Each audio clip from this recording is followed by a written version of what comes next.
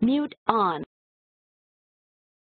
Hello, this is Luke with Mute on. I'm very excited to be sharing with you today about understanding credit reports and scores, and excited about your excitement about this topic and the importance of what it means to know what's on our credit reports, to know how scores are calculated, and what it means in our day-to-day lives, and how we can manage those things a little bit better. And before we begin, just some disclaimers. This topic of credit reports and scores covers a lot of ground. There are intricacies with how it impacts each individual person. There are different scoring models. There are lots of nuances to credit that you could dive into and focus on. And then also applying it to your personal situation is very unique in each case. So we won't be able to cover everything today. But what we're going to teach and what we're going to learn is the basics of credit reports and scores. And by learning the basics, we'll know how to apply it to our specific situation. So to say it succinctly, we want to learn the basics of credit reports and scores so that we can apply the specifics to our personal situation. So do know I won't be able to cover everything today. I'm going to do my best to teach you what you need to know so that you can then apply it going forward. And the importance of that is we know that credit reports, credit scores, the information contained in those impacts different areas of our lives.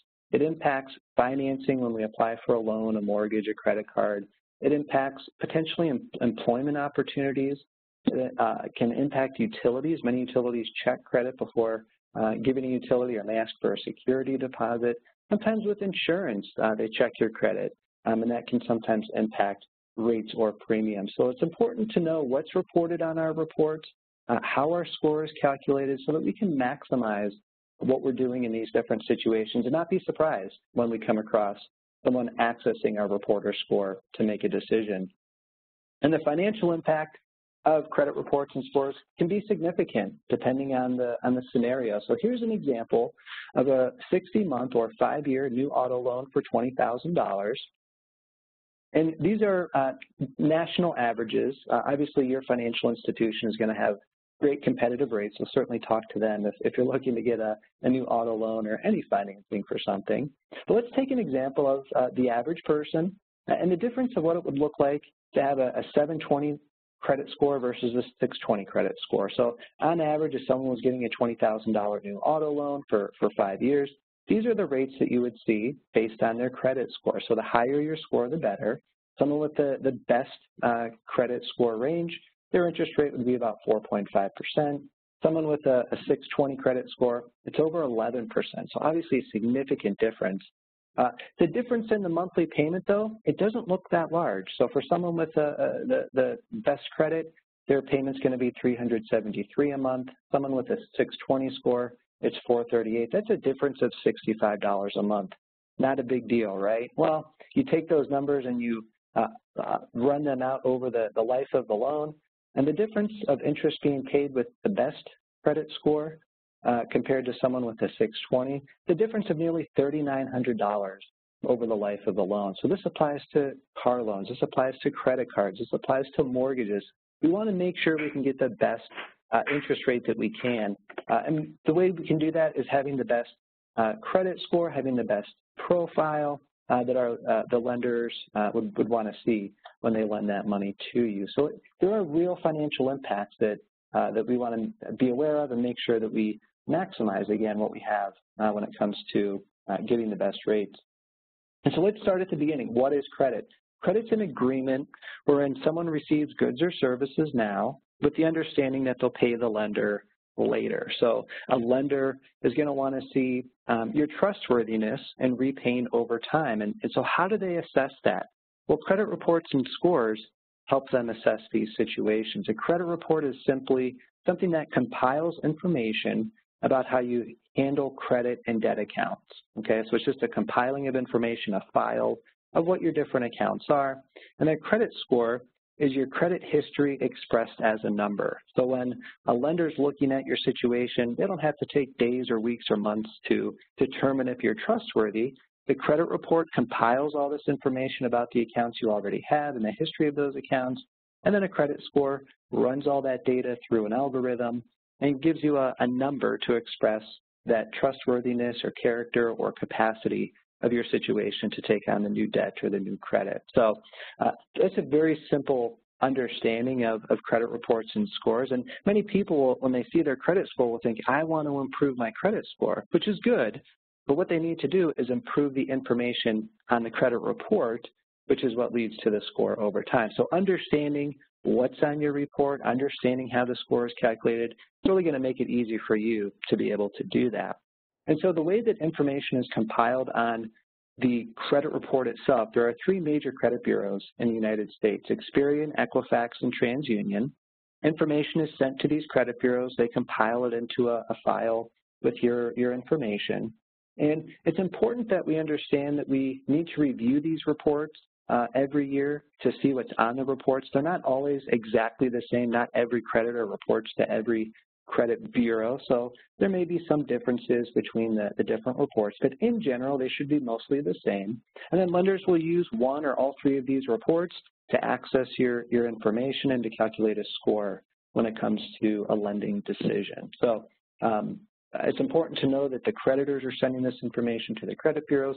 They're just compiling it, and then eventually that information is accessed to ascertain what your credit score is for the transaction itself. And so what's on your credit report? There are 4 main areas. There's identifying information, which is just information about you: name, address, social security number, to help identify the appropriate credit profile. There's the actual credit or account information, so the credit cards, the loans, the mortgages, the student loans, information about each of those accounts and how you're managing those accounts. Then there are bankruptcies and collection accounts, and I put an asterisk here. Typically, that reads public records. Item number 3 reads public records, but in 2017, the National Consumer Assistance Plan was established, where the credit bureaus are taking a closer look at how public records are reported. And so for the time being, they've removed nearly all or most of the public records they have. And they need to make sure that the reporting is appropriate to certain standards before they start reporting certain public records again, like civil judgments or tax liens. So bankruptcies will still show up, collection accounts will still show up, foreclosures can fit in this category here too. So there could be some of these negative things that can still show up if they're applicable to your situation. And then number 4 is inquiries, or how often your credit is being accessed. And there's 2 types of inquiries. There's hard pulls, where it's actually being accessed for the purpose of a credit decision. So if you apply for a loan, when the lender pulls that, that's a hard pull because they're evaluating the credit for a decision, whether or not to give that to you, versus a soft pull, where if you access your own credit report, it's not going to hurt your score or impact your situation because there's no risk when it's a soft pull. So there's 2 types of inquiries: hard pulls and soft pulls. Only hard pulls have an impact on the potential impact on the credit score. Some items not included in your credit report: doesn't show your income, doesn't show assets, doesn't show savings. There are other things not reported here. But the reason I mention this, one of the key things you want to take away is a credit score is not the only factor in determining financial health or financial success or how you're doing overall financially. It's just a picture of how you're handling the different credit and debt accounts that you have. So when you do apply for a loan or a mortgage, the lender is going to look at more than just your credit score. They're going to look at your income, the stability of your job and income, your assets, other savings that you have. So all these pieces together can contribute to financial health. The credit report and score, again, is just a snapshot of one area of personal finances that we want to be familiar with. And if you've never seen a copy of your credit report, this is a very general example of what you might see if you were to pull your credit report. Credit reports are going to look different, each one, but they're going to be pretty similar in what you see there. So under personal information, you're going to see, again, your name, your social security number, date of birth, and they have addresses, multiple addresses, maybe your employer if that was listed on a credit application. So it's information about you to identify your credit profile. It is important that you check this information regularly. If something's showing up that you don't recognize the address or recognize the name, something that's not familiar to you, it could be an indication of identity theft. So do make sure that you're checking your personal information each time that you access your credit report. Then there's information about all your accounts, your credit accounts themselves. So it'll show the creditor name, it'll show their address, and then it'll show details about the account that are pertinent. What type of account is it? Is it an installment account like a car loan where you're paying the same amount each month so that loan is paid in full? Or maybe it's revolving, like a credit card where you can pay down the balance, charge it back up, pay it back down, charge it back up. So it'll tell you the type of account. It'll tell you either the credit limit or how much you borrowed originally on that type of account, the terms of the account. Is there a certain period of time in which you're supposed to repay that account? It'll have the payment history, so are you paying on time? Are you paying the full amount? Are there any past dues within a certain period of time? So again, with these credit accounts, it's just going to tell the history of the account, which is going to be a big factor in your credit score on how you're managing this particular account. So all of these accounts together in your credit report do add up to something in the credit score, and we'll talk about how that's weighted. But you do want to check your credit accounts too. As you're going through your report, make sure all the accounts are familiar to you. Make sure there's nothing suspicious, because again, there could be something on there. If someone opened something in your name and you weren't aware of it, you could identify it by reviewing your report. You can get it disputed or put a fraud alert on your report and research that further. So do make sure you're reviewing the accounts closely so that you know what's there. And then there are the inquiries listed on the report. And there are two types. They're typically broken up into two categories. There's the hard pulls, as I mentioned before, where you're actually applying for something. In this case, applying for a loan, a real estate loan, like a mortgage. So it'll show who's accessed the report for the purpose of making a decision in that situation. Inquiries can stay in a report for up to 2 years. So here you want to make sure the pull of your credit was requested by you, if it's a hard pull, because they can only do that if you give permission to do so. So it'll tell you who accessed it, when, and for what purpose. And then there's also inquiries that are soft pulls, where maybe existing creditors, you've already given them permission to access your credit report. So when you signed on the dotted line for something, typically it gives them permission to review your credit profile periodically to offer promotions or different things to you. So they may access it for the purpose of that, see if, how your credit looks before they offer something to you. Or maybe you accessed it for your own review yourself. These are soft pulls. Again, they're not going to hurt the score, because there's no risk involved. You didn't initiate it, but it will identify who's accessed the credit through a soft pull. So again, when you're reviewing your report, very straightforward. Your personal information, your account information, whether it's current accounts or maybe there's some negatives like collection accounts, whatever it might be, and then also inquiries as well. And if you've never seen your credit report, or if you didn't know, you have access to 3 free credit reports every year through annualcreditreport.com. This is the place to go to get a free credit report. These reports do not include the score, but it's a way that you get the free report. You can review it yourself, and you can review each of the 3 national credit bureaus once per every 12 months. So Experian, Equifax, TransUnion, you can get access to those every 12 months. And if you've never been there, it's pretty straightforward. But if you need help, contact GreenPath. We can help you kind of walk through that. But it's as simple as going to their website, you fill out a form with your personal information, you pick the report or reports that you want, and then you request that report, and you can review it online immediately. And it's typically available for up to 60 days in most cases, so you can come back to it.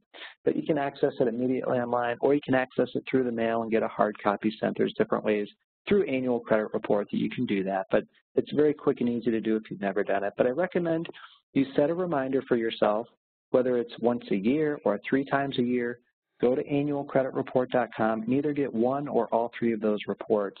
Make sure that you're regularly checking your credit reports. And as far as information and how long it can stay on your report, most negative information is going to stay on for up to 7 years. Chapter 7 bankruptcy can stay on for up to 10 years. Payment history on your accounts, there's typically a 2-year record that will reflect on most accounts for the payment history. So the one thing you want to take away is if you can avoid negative information from showing on the credit report, do what you can within reason, right? But it's not the end of the world. If you have negative information hit the credit report, there are ways to improve your credit. The good news is positive information, accounts that are open, positive, can stay on indefinitely. A creditor may want to remove the information from reporting after a while if it's an inactive account or you're not using it frequently.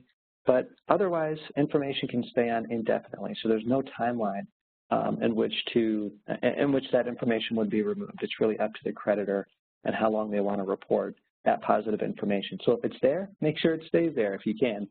Whereas negative information, if you know it's past that 7-year window, you can dispute the information and get it removed because it should be removed after 7 years. Now, so the information on your report that we just looked at, the payment history, inquiries, all of that information is going to get put into, again, an algorithm that's going to create a 3-digit number that's going to tell a lender the likelihood of repayment on your account. So again, they don't have to review every detail of your profile. That credit score tells them really in a range, what your trustworthiness is, with that credit. And so a FICO score is the most common type of credit score. There are other types of credit scores, but we're going to focus on FICO scores today since the FICO score is the most popular. It ranges from a low of 300 to a high of 850. And as I mentioned earlier, the higher the score, the better. And someone just chatted in, it's a good clarification question regarding judgments. Are they still reported? Judgments can still be reported if it matches certain requirements that are currently in place for reporting that information. Prior to, again, the National Consumer Assistance Plan, there weren't certain parameters in place for reporting judgments, civil judgments, or tax liens. So most of the public records that are reported by the 3 national credit bureaus are actually pulled off the credit reports, and they will start to re-report them sometime in the future, but they have to meet certain requirements in which to report them. So judgments could still be reported if they meet certain requirements, but most credit bureaus just pulled those off because they didn't have the safeguards in place to ensure that was the case. But sometime in the future, judgments will likely start to show again with certain reporting parameters. And so with your credit score, if you want to access your credit score, you typically have to pay for it, right? Other than applying for a loan, you're probably not going to know what your credit score is. So there are ways to access the report. One is you could purchase directly from the credit bureaus. Experian, Equifax, TransUnion, they offer you the opportunity for you to purchase your score, whether it's one time or a monitoring service over time with a monthly fee. It's up to you. Typically, it can be anywhere from $7 to $15. The monthly fee can vary quite a bit if you were to do a monthly option with the service they have. But you could purchase a one-time score. Check with your financial institution as well. Maybe they have a service that allows you to monitor or get your credit score without having to apply for a loan. So always do check with your financial institution. Some credit card providers make it part of their credit card now. They'll give you your free credit score. And there are apps that offer this, like Credit Karma, Credit Sesame, offer at least estimates of your credit score that you can see pretty regularly. The name of the game here with access to your credit score, the credit score is really only important if you're applying for something. So you just need to know your score before you apply so that you know there's no surprises before you apply. The credit score, again, is just a picture of what's showing on the credit report. So if you know what's on your credit report, if you understand how to evaluate that, your score is just the culmination of all that with the score itself. So if you want to access your credit score, there are lots of great ways to do it to keep you, reminded of what your score is. But the most important thing is make sure the information on your report is what you want it to be so that your score reflects that going forward. And so there are 5 factors in a FICO score. And let's take a look at each one of these one by one. The most important factor in a credit score is payment history. It's 35% of your score. So are you paying on time each month? Are you paying the amount that you owe? So always pay your bills on time if you can. That's the best way to manage your score, best way to improve your score is payment history. Why? Because that's what lenders are looking for. They want to know, will you pay me back in the future if I give you money? And your payment history tells that story very clearly. The second biggest factor are the amounts owed or the utilization ratio. So how much do you owe on a car loan? What's your original balance on that loan? Are you paying that down over time? Are your balances decreasing over time? Or on something like a credit card, what's your credit limit and what's your balance? If you have a lot of that balance or credit limit being used up and you have a high utilization, that can lower your score because it looks risky. Whereas if you're able to bring down your balances from that credit limit, That's less risk, which helps improve your score. So second biggest factor are amounts owed or debt to credit ratio. Then there's length of credit history, which is 15% of your score. This is pretty straightforward. It's just a matter of time. The longer the history, the better, obviously. And then there's new credit, which are your inquiries. So every time you apply for something, you get granted new credit. That can have an impact on your score. And the reason being, there's risk involved. When you get that debt or you get that line of credit, there's risk there. So there could be impact to your score. So if you do it too much too often, that may have an impact. And then last is types of credit used. And that's just looking at what different types of debts do you have. Do you have a lot of credit card debt? Do you have a mortgage? Do you have installment loans? It just kind of weights the risk of that type of debt that you're carrying and the balances on those types of debt. And so those are the 5 factors in a score. When you see these factors, it's pretty straightforward, right, in how you would want to manage and improve your score over time. So I'm going to give you what I like to call the secrets of credit when it comes to improving and maintaining a score. And if you want to in chat, if I were to ask you right now, how would you improve or maintain your score? What are the most important things you could do? Could you tell me what they are, just on what we learned today? So if anyone wants to throw that into chat, I'm going to wait a moment, see if someone can tell me what they are, because it should be pretty straightforward. Someone put it in right now. Pay on time. Second one, establish a good payment history. You got it, right? That's the most important thing to do. Pay your bills on time, right? That's item number 1. If you do that, you're most of the way there. Number 2, keep your balances low, preferably with a line of credit less than 30% of the available credit, and then just keep paying down your balances, right? You can't just move balances around, with balance transfers and consolidation. Eventually, you have to actually pay that debt down. So keep your balances low and keep paying down those balances, because utilization and amount owed is the second biggest factor in a score. And then third, someone put it in chat too, and they put in chat, don't open multiple credit lines in a short period of time. Exactly. So apply for and open new accounts only as you need to, right? So it's not a bad thing to get the promotion at the store when you open that credit card, but don't do it too much too often, right? Be smart about how you do it and manage it appropriately. So those 3 factors, if you do those 3 things right, you're 90% of the way there when it comes to maintaining and improving your credit. You don't have to know all the nuances. You do the right things right, you're in a great spot typically. And so I want you to take this information and apply it like a GreenPath expert. So we're going to run through some scenarios real quickly here. And in chat, you can type your responses, see how it lines up with what I'm thinking here. Scenario number 1, I don't need to check my credit report because I pay all of my bills on time. Would you all agree? We don't need to check our credit report. Wrong, false, all right? So scenario 1, you still need to check your credit report, right? You need to make sure you're checking for identity theft or indications of that, understanding what's on there, staying up to date with the information. So that's pretty straightforward. Scenario number 2, I should never close a credit card because it will damage my credit. Any thoughts on that? Some people say no, wrong.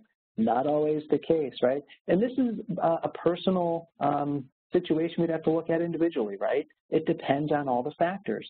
Someone with a strong credit profile, if they want to close a card, there may not be much of an impact at all on their score. Someone with a newer credit profile, or they're trying to rebuild their credit, for them it's probably better to keep the account open. So other factors do come into play in giving the right advice when it comes to how to manage the account over time. So just depends on the situation there, right? So we have to think critically about that. Scenario number 3. Let's imagine we have 2 people side by side. They have the exact same financial picture with everything, how much income they have, how much debt they have.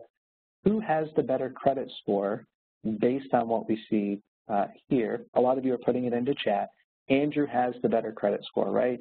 He has a 50% debt to credit ratio, whereas Maria has a 90% debt to credit ratio. So we got that right. We understand how credit scoring works. Now let's change the question.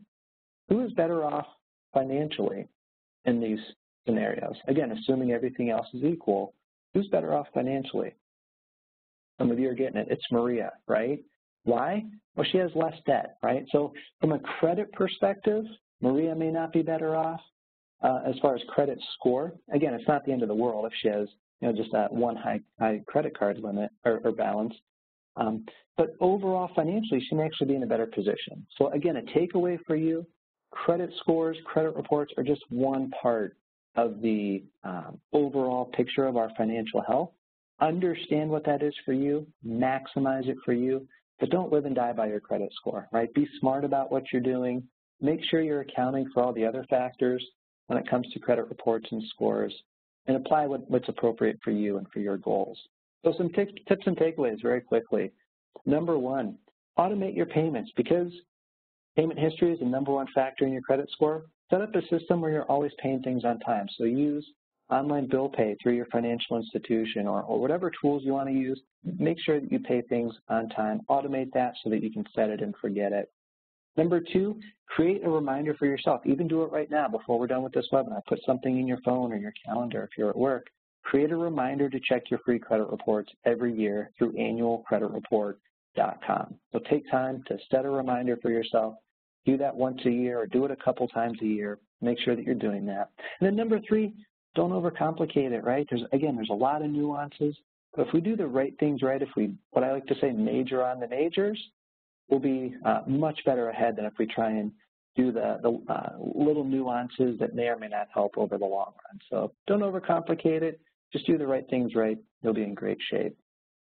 I encourage all of you, if you need to, go through a free financial assessment with GreenPath. That's why with the financial institutions partnered with GreenPath, we can offer a free financial assessment to everyone who reaches out to us. And during that assessment, we can provide a review of your TransUnion credit report information, talk about that, answer questions that you have.